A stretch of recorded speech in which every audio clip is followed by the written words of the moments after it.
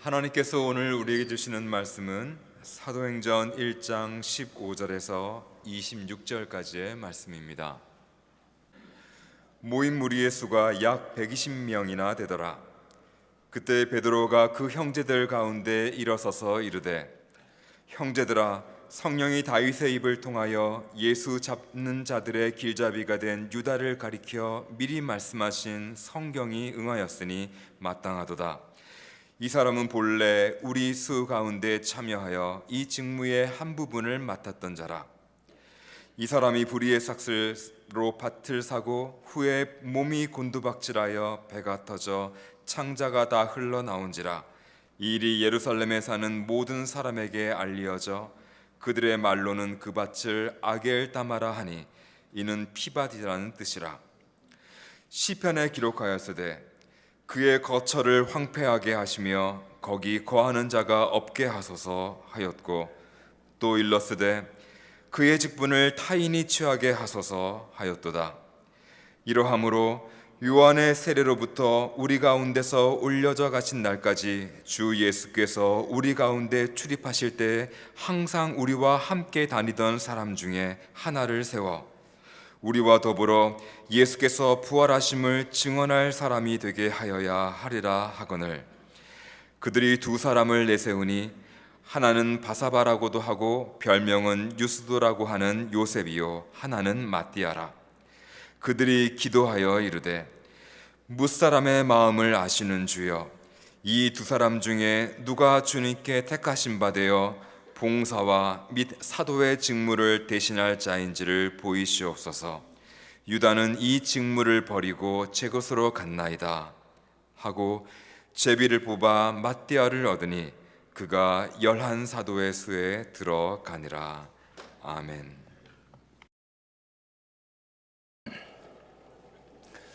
사도행전에 나오는 이야기 중에 가장 놀라운 이야기를 선택한다면 아마 여러분들도 사도행전 2장에 나오는 오순절날 예루살렘 다락방에 모인 제자들에게 하나님의 성령이 임한 사건을 선택할 것입니다.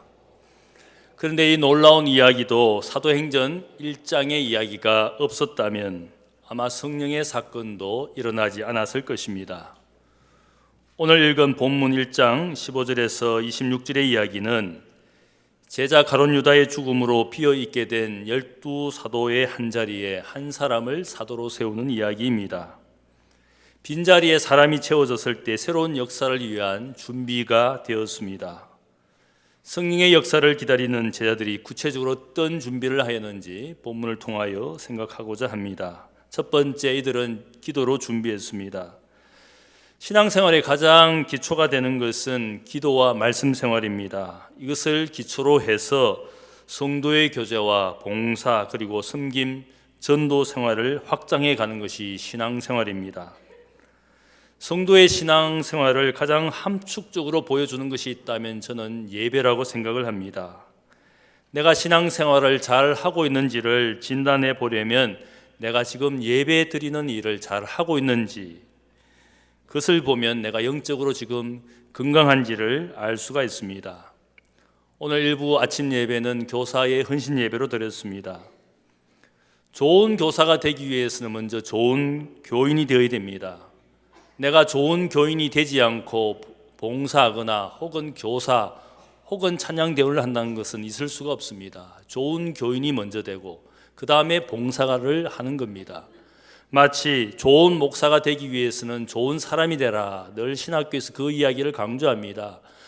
목사라는 것은 결국은 좋은 인격을 가지고 양들을 잘 섬기는 사람인데, 설교를 잘하고 무슨 능력을 보여주는 그 이전에 좋은 사람, 좋은 목자가 되어서 양을 섬기는 마음을 가질 때 좋은 목사가 되는 겁니다. 좋은 사람이 먼저 되어야 됩니다.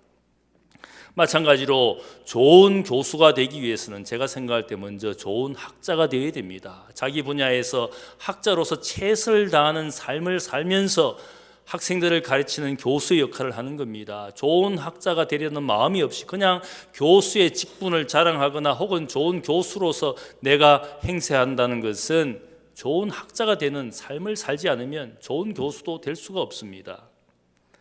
그래서 우리가 좋은 교인이 되기 위해서 예배 생활을 우선으로 해야 됩니다. 교회 학교에서 부서에서 내가 그냥 좋은 교사로 아이를 좋아하니까 내가 좋은 교사로 있고 싶다. 그것은 순서가 잘못된 겁니다. 먼저 좋은 교인이 되는 삶을 내가 열심히 성실하게 살 때 그것은 교사의 삶도 바로 바르게 행할 수가 있습니다. 가끔 교사들 중에 그런 생각을 하는 분들이 있습니다. 내가 어린이 부서나 혹은 청소년 부서에서 예배 드리면 되지, 구태여 어른 예배 내가 참여할 필요가 있는가? 물론 그 생각이 완전히 틀린 것은 아니지만 저는 그런 생각을 합니다. 어린이 부서 예배나 청소년부 예배는 어린이나 청소년들에게 특화된 예배입니다.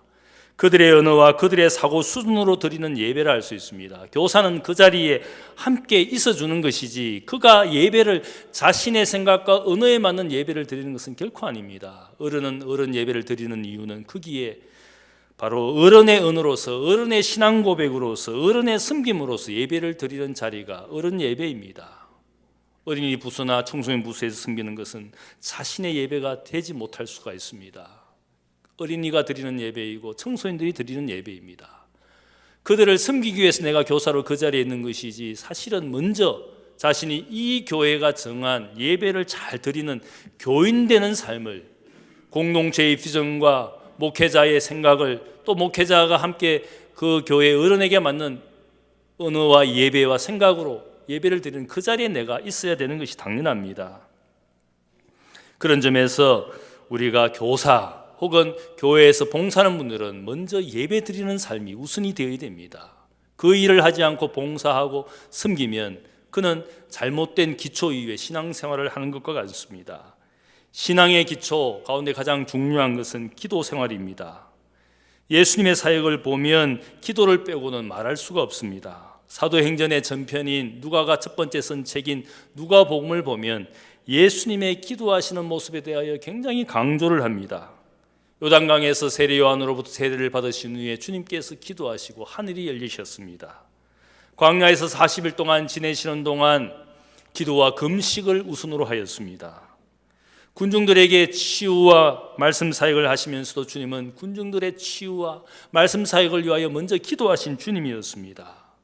군중들로부터 영광을 받으시고 인기를 받으셨지만 그들과 함께 하시는 시간도 있었지만 홀로 따로 한적한 곳에서 기도하신 주님이었습니다. 때로는 산에 올라가셔서 밤이 새도록 기도하셨습니다. 때로는 한낮에, 때로는 새벽 미명에 홀로 기도하신 주님이었습니다. 때와 장소를 가리지 않고 기도하신 주님이었습니다. 주님의 기도의 대상이 누구였습니까? 병자들을 위하여 기도하시고 약자들을 위하여 기도하시고 때로는 함께 있는 제자들을 위하여 기도하신 주님이었습니다. 심지어는 자신을 대적하는 영적 대적자들, 원수된 자를 위하여 너희는 기도하라. 십자가상에서 그를 핍박하는 사람들을 위하여 기도하신 분이, 용서의 기도를 해주신 분이 주님이었지 않습니까? 사람을 차별하지 않고 주님은 자신의 기도의 대상으로 모든 사람들을 위하여 기도해 주신, 철저히 때와 장소와 사람을 가리지 않고 언제나 기도하신 주님이었습니다. 주님께서 변화산의 영광을 받으신 그 장면도 산에 올라가 기도하실 때 그의 용모가 변화되고 그분의 영광이 나타나셨습니다. 기도하는 중에 영광을 받으신 주님이었습니다. 겟세마네 동산에서 십자가의 죽음을 앞에 두고 기도하실 때 그분이 얼마나 기도를 철저하게 최선을 다해 기도하셨으면 제자들의 눈에는 마치 땀방울이 핏방울처럼 보이기까지 주님께서 기도하신 주님이었습니다. 주님의 이 기도 생활에 도전을 받고 제자들이 질문했습니다. 우리에게도 주님처럼 기도하시는 기도를 가르쳐달라고 요구했을 때 우리에게 알려진 유명한 주님의 가르쳐 주시는 기도, 주기도문이 오늘 성경에 남아 있습니다.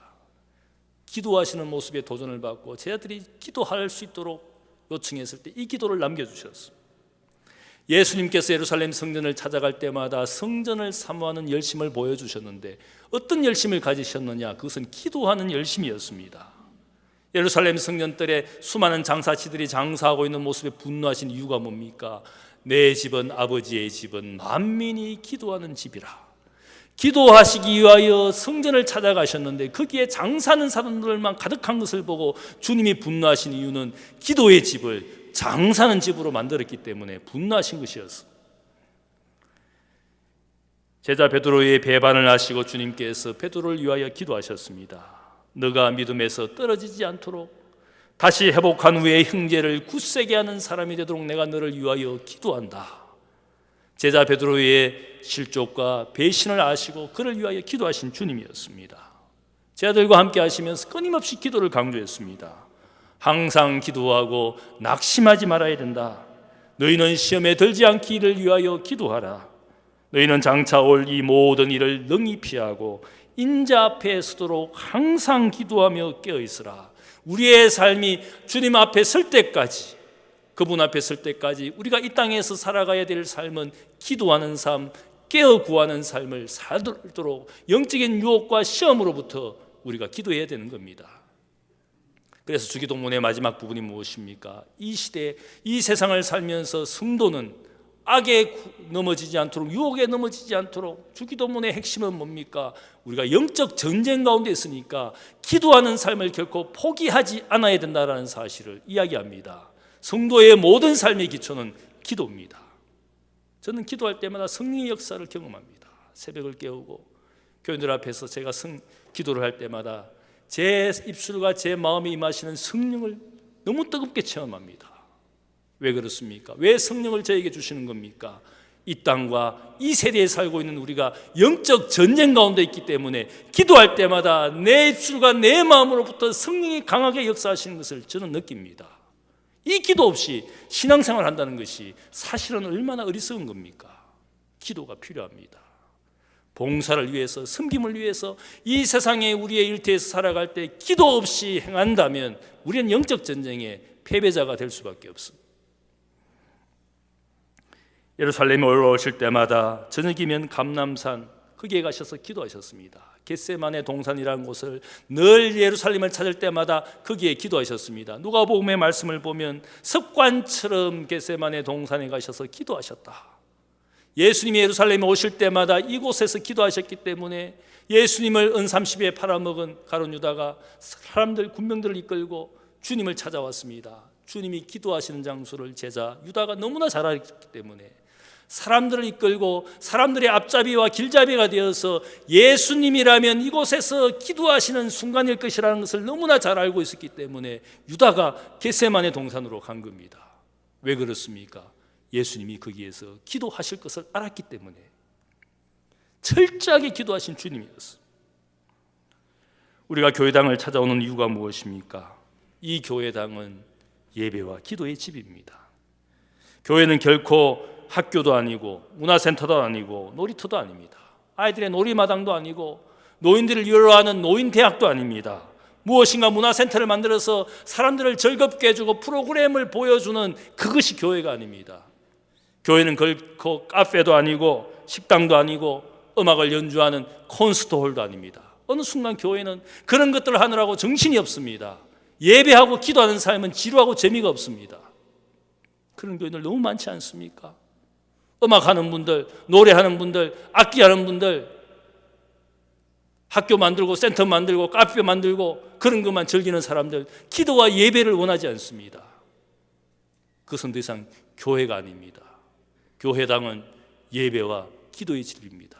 어느 순간부터 내 삶에 예배하는 삶도 기도하는 삶도 없다면 우리는 헛되게 사는 겁니다.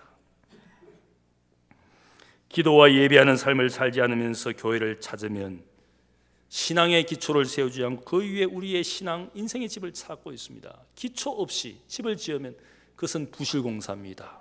심지어는 불법공사입니다. 하나님의 뜻대로 하나님의 말씀대로 신앙생활을 하지 않는 부실공사하다가 무너집니다. 나도 무너지고 나와 함께하는 사람도 무너지고 기도와 말씀 생활 없이 교사 생활을 하면 내 아이를 내 인생처럼 만들어갑니다. 위선과 외식으로 가득 찬 인생으로 만들고 하나님의 사람이 아니라 내가 만든 이상한 인생으로 만들어갑니다. 그것이 말씀과 기도 없이 봉사하는 사람들의 모양이지 않습니까? 제자들은 약속하신 성령을 기다리기 위해서 예루살렘에 있는 다락방에서 함께 기도했습니다. 사도행전 1장 13절을 보면 거기에 기도한 사람들이 누굽니까? 예수님의 제자들과 예수님의 가족들 그리고 여자들이 마음을 같이 해서 기도했다고 기록하고 있습니다. 부활의 주님을 만나고 나서 많은 사람들이 변화되었습니다. 심지어는 예수님의 모친 마리아와 예수님의 아우들도 아마 그들은 공생의 사역 가운데 예수님에 대한 의심이 있었습니다. 그러나 부활의 주님을 만나고 40일 동안 경험하는 그 순간에 예수님의 모든 아우들도 예수님은 단순한 혈육형이 아니라 이 세상 위에 오신 인생의 주인이시고 인생의 구세주라는 사실을 예수님을 따르는 모든 사람들 혈육까지 예수님을 인생의 주인으로 구세주로 섬기게 되었어. 그래서 합심하여 함께 기도하고 있어. 말씀을 보면 12제자의 이름들이 구체적으로 언급되어 있습니다. 이 말씀은 12제자 중에 한 사람이었던 가룟 유다가 배신하여 죽게 되는 그것 때문에 안타까운 마음으로 그 빈자리를 이야기하기 위해서 이 이름을 구체적으로 언급하고 있어. 12제자들을 보면 다양한 배경을 가진 사람들입니다. 어떤 사람은 어부들이었고 어떤 사람은 세리였고 열심당원이었어.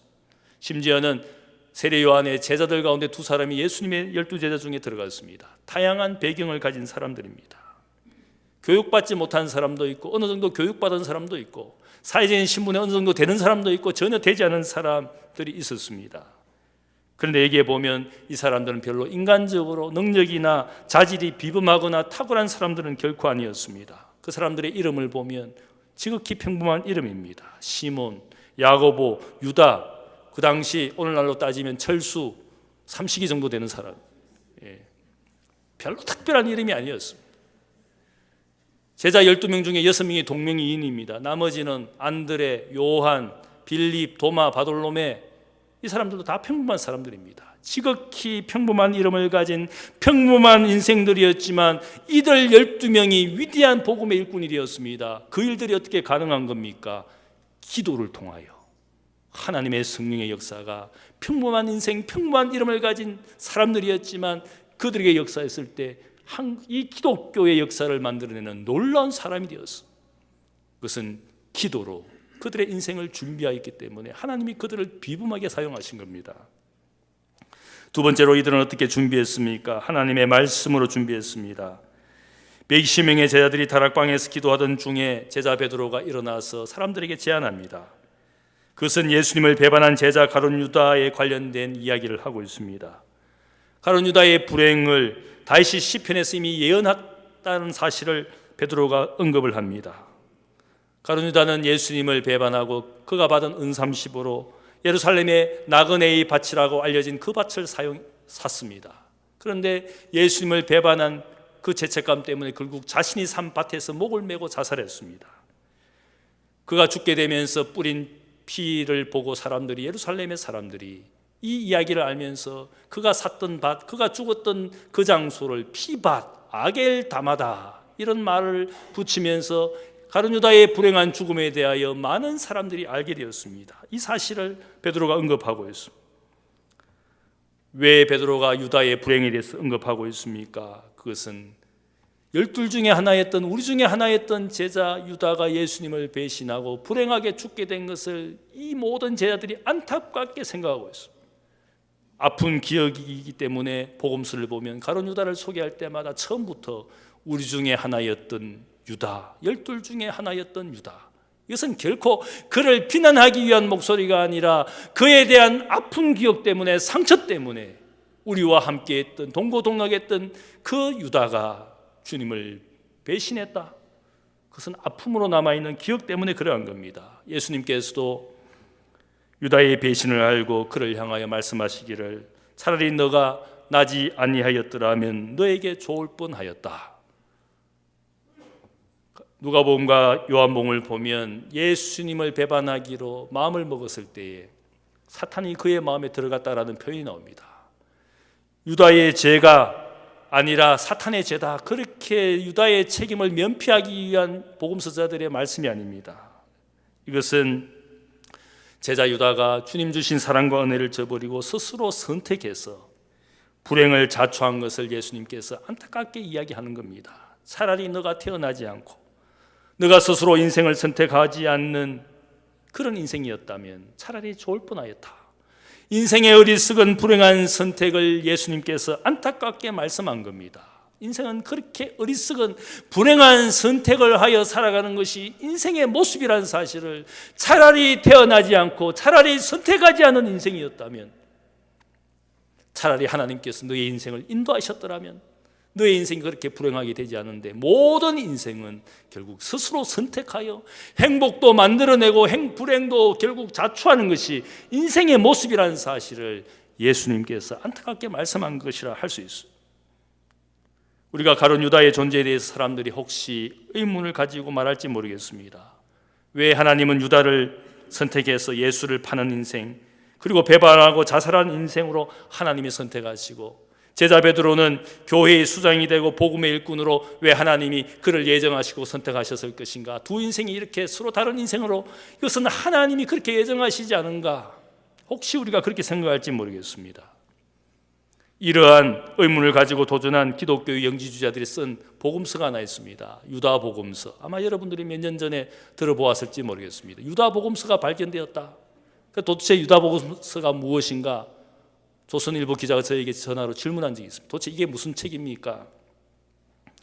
유다 복음서의 내용을 보면 여기에 이 복음서의 저자들은 사도적인 교회, 12제자가 리더가 되어서 인도하는 사도적인 교회의 불만을 갖고 주후 4세기나 5세기 때 그들은 하나의 자기 교회를 만들어서 사도의 교회를 부정했습니다. 그리고 말하기를 유다는 어떤 사람인가? 우리는 유다를 교주처럼 여긴다. 왜냐하면 유다는 예수님을 배반하고 결국 예수님에게 십자가의 죽음을 이르게 하는 가장 공헌을 많이 한 제자니까 가장 위대한 제자이다. 그럴듯한 논리이지만 성경의 이야기를 왜곡한 것이지 않습니까? 분명한 것은 우리가 여기서 알아야 할 것이 있습니다. 하나님은 결코 베드로나 유다가 어떤 인생이 될지를 미리 결정하신 적이 없습니다. 베드로도 유다도 똑같은 제자였습니다. 주님의 사랑과 은혜를 받아서 제자가 되었습니다. 똑같은 인생이었습니다. 부르실 때는 하나님의 은혜가 있지만 그가 어떠한 제자가 되는지는 인생의 선택에 달려 있습니다. 하나님의 부르심과 하나님의 은사에는 후회하심이 없는 우리 모두가 하나님의 자녀가 되는 은혜와 사랑을 받은 것은 똑같습니다. 그 다음부터 어떻게 살고 어떤 인생이 되는지는 우리의 선택과 우리의 책임입니다. 그것이 기독교의 복음입니다. 기독교는 결코 운명처럼 혹은 인연처럼 혹은 예정된 결정주의를 가르치는 것은 결코 기독교가 아닙니다. 예수님의 사랑과 은혜는 똑같이 베드로도 유다도 가지고 있었습니다. 둘 다 또한 똑같이 연약한 인생이었기 때문에 주님을 배반하는 지경에 이르렀습니다. 마지막 밤에 제자 베드로에게 너가 오늘 밤 닭이 3번 울기 전에 나를 부인하리라. 주님이 예언하셨습니다. 상황이 어려워질 때 베드로가 주님을 부인하고 드디어 저주까지 한 그런 연약한 제자였습니다. 마지막 밤에 똑같이 제자 유다에게도 말씀하셨습니다. 너가 오늘 밤 나를 배반하게 될 것이다. 예언대로 그도 연약한 인생이었기 때문에 은30이라는 물질에 대한 탐욕 때문에 예수를 팔아넘겼습니다. 팔아넘겼다는 그 뜻은 예수님을 지목하는 길잡이로서 돈 은30을 받았습니다. 제가 생각할 때 유다의 배신이나 베드로의 유신이나 별 차이가 없습니다. 오히려 어찌 보면 예수님의 사랑과 은혜를 더 많이 받은 베드로가 예수님을 부인하고 저주한 것은 더 큰 사실은 배신의 상처를 주님께 남긴 겁니다. 어쩌면 유다보다 예수님께서는 베드로에게 더 실망을 했을지 모르겠어요. 12 중에 하나였던 베드로, 12 중에 다른 하나였던 유다는 서로 다를 것이 없는 연약한 존재입니다. 세상의 온 사람들이 가룟 유다를 이야기할 때마다 예수 팔아먹은 가장 악인처럼 사람들이 생각할지 모르겠습니다. 가만히 생각해 보면 유다나 나나 똑같은 인생입니다. 유다가 돈 30에 은 30에 팔아먹었지만 우리는 수시로 예수님을 팔아먹지 않습니까? 수시로 세상 앞에서 내가 하나님의 자녀도 기독교인이 아닌 것처럼 행세하는 것은 더욱 나쁜 것이지 않습니까? 주님보다 세상 택하여 선택하여 살아가는 일들이 우리는 매일의 삶에서 비일비재하게 일어나면서 나는 그런 인생으로 살면서 마치 가룟 유다는 세상에 다시 없는 악인처럼 온 세상이 그를 저주합니다. 아무도 유다라는 이름을 자기의 자녀에게 붙여주지 않습니다. 유다라는 이름이 얼마나 좋은 이름이었습니까? 더 이상 크리스찬 이름에 유다라는 이름이 없어졌습니다. 진짜 그렇게 그가 나쁜 인생입니까? 베드로도 나쁜 인생이었습니다. 주님을 실망케 한 인생이었습니다. 중요한 것은 배신 후의 선택이 그들의 인생을 바꾸었습니다. 제자 베드로는 주님을 배신한 후에 주님의 말씀을 생각하고 통곡하며 회개의 눈물을 흘렸습니다. 주님의 말씀이 기억났습니다. 너는 실족한 후에 다시 돌이킨 후에 너의 형제들을 굳건케 하는 형제가 되기를 위하여 내가 너를 위하여 기도한다라는 주님의 말씀을 기억했습니다. 오늘 이 자리, 기도하는 자리에 그가 일어나서 형제를 굳세게 하는 일을, 주님의 기도대로 그 일들을 행하는 회개 가운데 그가 다시 회복하고 형제를 굳세게 하는 맏형의 역할을 하고 있는 베드로의 모습이 여기에 있어. 주님의 말씀을 기억했어. 그리고 조용히 기도하며 성령의 역사를 기다렸습니다. 반면에 제자 유도는 어떻게 합니까? 똑같이 주님을 배신하고 부인했지만 마지막까지 자신의 인생의 선택을 합니다. 자신의 의지로 인생을 살다가 인생도 자기 의지로 마감을 합니다. 그런 분들 많지 않습니까? 마지막까지 고집스럽게 사는 분이 있어요. 저하고 같이 교회를 이루어 공동체를 하지만 마지막까지 자기 주장, 자기 뜻을 굽히지 않는 사람들 너무너무 많습니다. 마지막까지. 우리 모두가 주님을 부인하고 주님을 실망케 하는 자리에 연약한 인생이지만 중요한 것은 우리가 다시 회복하는 것이 필요한데 그것은 무엇입니까? 기도함으로 하나님의 말씀을 생각함으로 내 인생을 비추어서 새롭게 하는 겁니다. 우리는 인생을 살다가 우리의 인생의 빈자리나 빈틈을 볼 때마다 하나님의 말씀과 교훈을 생각해야 됩니다. 그 말씀 앞에서 내 인생을 위로받고 그 말씀으로 우리의 인생의 연약함을 치유할 줄 알아야 됩니다. 세상 무엇으로 우리에게 기쁨과 위로를 만들어서 우리의 인생을 치유할 수 있다면 그렇게 하겠지만 그 어떤 것으로도 영혼의 병을 치유할 수 없습니다. 저는 이것을 믿습니다. 영원하신 말씀만이 인생을 치유할 수가 있습니다. 인생의 문제를 해결할 수가 있습니다. 베드로는 실족하고 또한 배신하였지만 하나님의 말씀이 생각나기 시작했습니다. 주님의 기도가 생각나기 시작했습니다. 그리고 무릎을 꿇고 하나님의 성령의 역사를 기다렸습니다. 왜 우리에게 이런 빈자리가 생겼나? 하나님의 말씀이 생각났습니다. 다윗이 예언하였습니다. 하나님의 말씀으로 자신의 빈자리를 생각하고 다시 새롭게 하는 일들을 위하여 준비했습니다. 하나님의 말씀 성경은 우리에게 단 세 가지를 저는 이야기한다고 생각합니다. 첫 번째는 세상을 지으시고 세상을 사랑하시는 하나님의 사랑과 인애와 위대하심에 대해 이야기합니다. 성경은 우리에게 하나님 이야기를 하고 있습니다. 두 번째는 성경은 우리에게 예수님의 오심과 구원을 이야기하고 있습니다. 유대인들에게 예수님께서 말씀하시기를 너희가 성경에서 영생을 얻는 줄 생각하고 성경을 연구하거니와 이 성경이 곧 내게 대하여 증언하는 것이라. 모든 하나님의 말씀은 하나로 초점을 맞추는데 예수님께 초점을 맞춥니다. 영생을 주시는 하나님의 말씀, 그 영생을 주시는 자가 예수 그리스도라는 사실을 증언하는 것이 이 하나님의 말씀 성경이라고 말하고 있습니다. 성경을 읽을 때마다 결국 우리의 인생의 초점과 목적은 오직 예수님께로 가는 그것이 하나님의 말씀입니다. 성경은 하나님과 예수 그리스도를 증언하는 이야기입니다. 그 다음 마지막으로 성경이 우리에게 이야기하는 것은 나의 인생에 대하여 이야기하시는 말씀입니다. 나에 대하여. 왜 나에 대하여 말씀하는 겁니까? 하나님께 불순종하면 그 인생은 망하는 인생이 되는데 그것이 나의 이야기가 될 수 있습니다. 반대로 하나님께 순종하면 복을 얻는 인생, 그것은 나의 이야기가 될 수 있습니다. 성경이 말씀하시는 인생은 결국 나의 인생입니다. 나의 선택을 기다리고 있습니다. 과거의 이야기도 아니고 이스라엘 민족의 이야기도 아니고 유대인의 이야기도 아닙니다. 타인의 이야기가 아니라 성경은 오늘 내 인생과 나에 대하여 말씀하시는 하나님의 살아있는 말씀인 줄로 내가 믿습니다. 남의 이야기가 결코 아닙니다. 살아있는 말씀, 영혼과 골수와 관절을 쪼개기까지 살아 역사하시는 하나님의 말씀. 아마 옆자리에 있는 분에게 이야기해야 되겠습니다. 저는 오늘 당신 이야기하는 것을 보았습니다. 성경이 당신 이야기하고 있습니다. 당신이 어떤 인생인지는 모르지만 당신 이야기하고 있고 내 이야기하고 있습니다. 성경이 내 이야기하고 있는 것이지 않습니까? 망하는 인생으로 살고 있는지 망하지 않는 인생, 복된 인생으로 살고 있는지 그게 다 나에 대한 이야기이지 않습니까?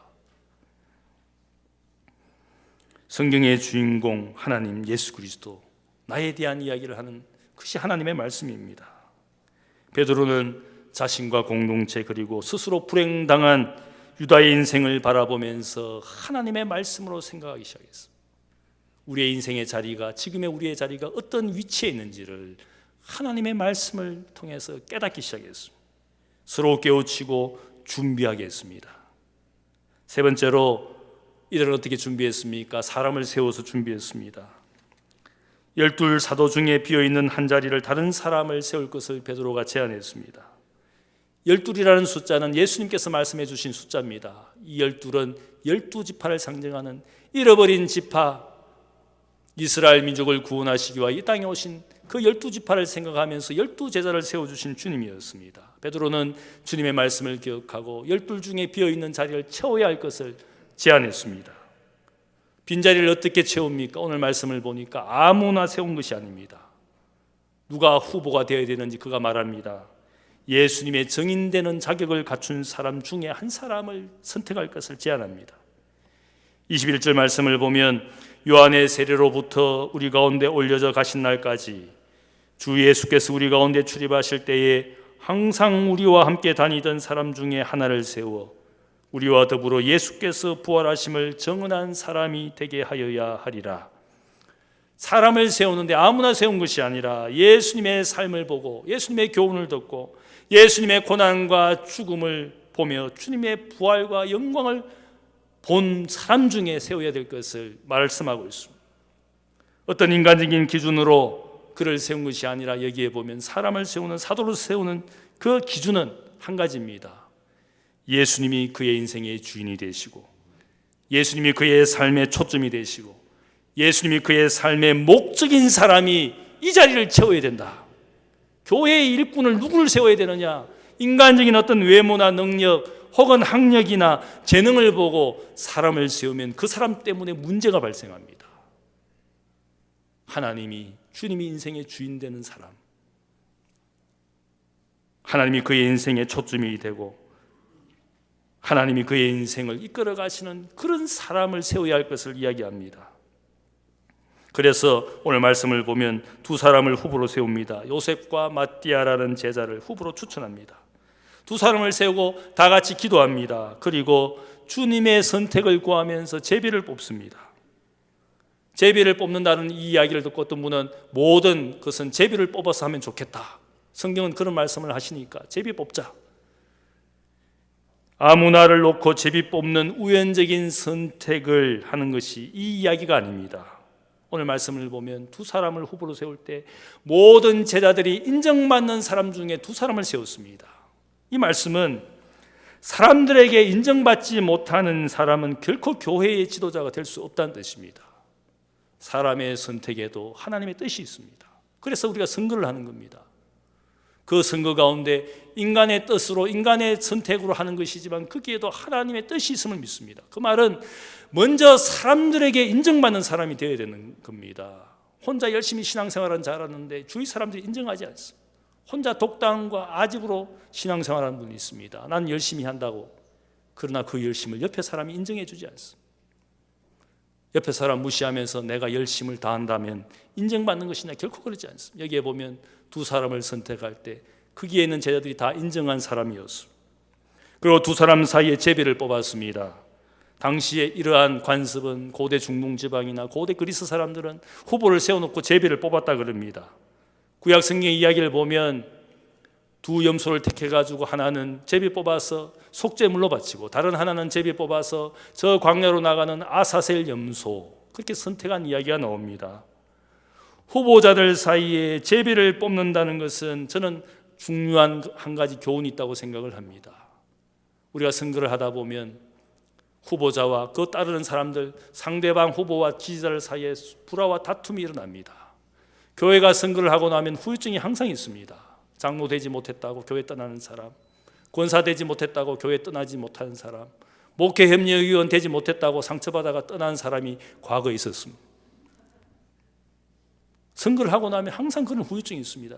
그래서 아마 두 사람 중에 후보는 적격자, 조건을 갖춘 자 두 사람 중에 제비 뽑는 거 저는 좋은 생각이라 생각합니다. 저는 대통령도 이렇게 뽑았으면 좋겠습니다. 대통령 하고 싶은 사람 다 나와서 제비 뽑아서. 그러면 선거에 돈도 쓰지 않고 인신공격하고 비방하고 서로 이념 논쟁하면서 정치 보복하고 칼을 들고 설치는 그런 사람 없어질 거라 저는 생각합니다. 교회에 후계자 세우는 문제도 난리지 않습니까? 저는 적당한 목사 세워가지고 그냥 제비 뽑았으면 좋겠습니다. 제가 나중에 대학교 연퇴하거든. 제비 뽑으십시오. 목사 세워놓고 그 중에 한 사람 하나님의 뜻을 구하면서. 오늘 이 이야기는 하나님께 인정받는 사람, 사람에게 인정받는 사람, 그 이전에 바로 주님이 그의 인생의 목적이 되고 주님이 그의 인생의 주인 되는 사람, 그게 더 중요합니다. 오늘 말씀을 보면 여기에 우리와 함께 다닌 사람, 예수의 일을 처음부터 마지막까지 목격하고 우리와 더불어 증인되는 사람, 여기에 한 가지 중요한 교훈 단계가 있어요. 우리와 함께한 사람 중에 혼자 마음대로 신앙생활하는 사람이 아니라 공동체의 비전을 함께 나누고 함께 섬기고 함께 사랑하게 된 사람들 중에 한 사람을 세웠다는 뜻입니다. 어떤 분은 신앙생활은 잘하는데 너와 나 사이에 유대감이 전혀 없이 열심히 신앙생활하는 분이 있습니다. 가만 보면 주위 사람들과 유대감을 가지지 않습니다. 여기에 보면 주님과 자신 사이에 주인이 되시고 종이 되고 주님이 승생이 되시고 제자가 된 그 사람 중에 한 사람, 너와 나 사이에 유대감을 가진 우리 가운데, 대학교 교인들 중에 보면 유대감 없이 혼자 열심히 신앙생활하는 분들, 안타까운 마음을 가지고 있어요. 함께의 비전과 함께의 가치를 소유하고 대학교회가 정한 공동의 비전, 대학교회가 합의하여 우리가 누구를 후원하고 어떤 일을 하는 교회, 그 일을 함께 나누는 사람이 리더가 되고 제자가 되어야 돼요. 그래서 우리가 여기에 함께 다닌 사람, 함께 목격한 사람, 함께 우리와 항상 더불어 정인되는 사람, 이 사람을 세웠습니다. 그때 하나님께서 그들이 함께 합심하여 기도할 때 성령이 역사하셨어요. 약속의 성령은 우리가 준비될 때 임하는 겁니다. 한 마음으로 기도로 준비할 때 뜨거운 성령이 역사합니다. 하나님의 말씀으로 우리의 문제와 비전, 우리의 빈자리를 돌아볼 때에 그 애통하는 마음에 하나님이 위로를 주시고 안타까운 마음에 기도로 안타까움을 가지고 기도할 때 하나님이 새로운 비전을 우리에게 주시는 줄로 믿습니다. 그러한 공동체가 되어야 되는 겁니다. 우리의 빈자리를 주님을 사랑하는 사람으로 채울 때 소명을 주시는 하나님의 성령이 그 자리에 임하는 겁니다. 우리의 공동체, 우리의 인생의 빈자리를 채우기 위하여 오늘도 기도와 말씀으로 준비하며 성령에 뜨겁게 하시고 새롭게 하시는 역사를 경험하는 여러분들 되시기를 주님의 이름으로 축복합니다. 기도하겠습니다. 사랑의 아버지 하나님, 감사합니다. 하나님 아버지, 인생을 살다가 인생의 영혼의 빈자리가 생기고 우리의 삶의 빈자리가 생기고 우리의 공동체의 빈자리가 생깁니다.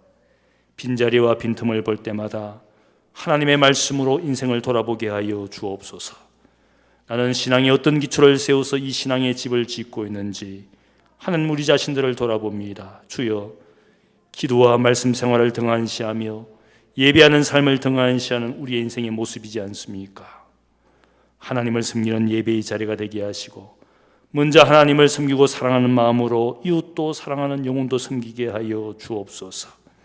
하나님 아버지, 사랑대학교의 공동체의 빈자리를 생각합니다. 우리 가운데 실족한 사람을 긍휼히 여겨주시고 하나님의 말씀과 사랑으로 위로하시고 새롭게 하여 주옵소서. 신앙생활하다가 어느 순간 교회에 실망하고 목회자에게 실망하고 교인에게 실망하여 온 교회를 떠돌아다니는 수많은 실족한 영혼들, 그들의 상처를 긍휼히 여겨 주옵소서. 하나님 앞에 무릎 꿇고 엎드림으로 기도 가운데 하나님 그를 새롭게 하시고 치유하시는 은혜가 있게 하여 주옵소서. 성령은 인생을 치유하시고 새롭게 하시며 새로운 인생의 비전과 이유를 주실 줄 믿습니다. 우리의 입술을 벌릴 때, 우리의 마음을 열 때 위로부터 임하시는 성령을 경험하여 성령의 사람, 영의 사람으로 이 땅에 살게 하여 주옵소서. 감사하며 예수님의 이름으로 기도하옵나이다. 아멘.